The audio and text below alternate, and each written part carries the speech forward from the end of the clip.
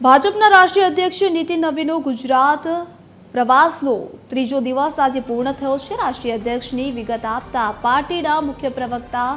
અનિલ પટેલે જણાવ્યું છે કે વિશ્વની સૌથી મોટી પાર્ટીના અધ્યક્ષ નીતિન નવીને અમદાવાદમાં હેરિટેજ હવેલીમાં તેમણે કાર્યકર્તાઓ સાથે બેસીને મન કી બાત કાર્યક્રમ નિહાળ્યો। તો આ પ્રસંગે રાષ્ટ્રીય અધ્યક્ષે ભાજપની ટિફિન બેઠકની પરંપરા પર વિશેષ ભાર મૂક્યો હતો। તેમણે કાર્યકરોને ટિફિન સંસ્કૃતિ અપનાવવા અપીલ કરી હતી, કારણ કે તેનાથી સામાજિક સમરસતા વધે છે। તો અનિલ પટેલે સ્વીકાર્યું હતું કે અન્ય વ્યવસ્થાઓને કારણે ગુજરાતમાં ટિફિન બેઠકો નિયમિત થતી નથી, પરંતુ આગામી દિવસોમાં સંગઠન દ્વારા તેને ફરીથી નિયમિત કરવાના સક્રિય પ્રયત્નો કરાશે।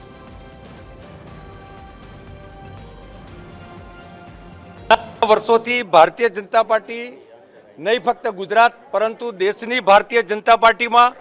એક ટિફિન બેઠકની સંસ્કૃતિ એ ડેવલપ થયેલી છે અને કુલ મળીને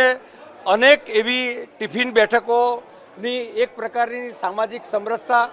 સાથે બેસીને સંગઠનના કાર્યક્રમો, સાથે બેસીને આગામી મહિનાની કાર્યક્રમોની રીતની રણનીતિ, રાજકીય નીતિ, સામાજિક નીતિ, સેવાકીય નીતિના કાર્યક્રમો, આ પ્રકારની ચર્ચાની એક સંસ્કૃતિ એ ભારતીય જનતા પાર્ટીએ